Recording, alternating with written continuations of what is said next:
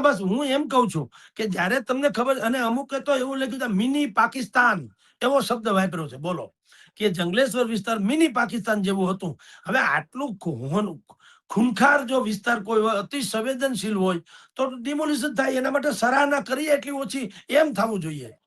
પણ આપણે ત્યાં બંને પક્ષે શું છે, સબકા સાથ સબકા વિકાસ, બધાને રાજી રાખી અને કામ કરવાની જે પદ્ધતિ છે ને, એને કારણે કન્ફ્યુઝનમાં આવી જાય કે તંત્રએ સારું કર્યું કે ખરાબ કર્યું.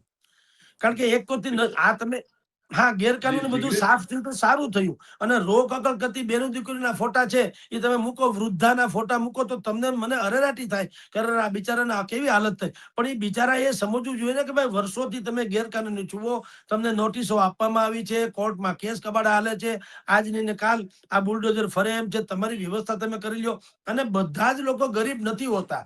કેટલાક લોકો ગરીબીના અંચળો ઓઢીને ત્યાં જે છે સામંતશાહી ભોગવતા હોય છે. જેમ કે આ છાપામાં આવ્યું છે તેમ, કે ભાઈ અનેકો મકાન હતા, ભાડા ખાતા હતા એમાંથી, બોલો, બેઠા બેઠા.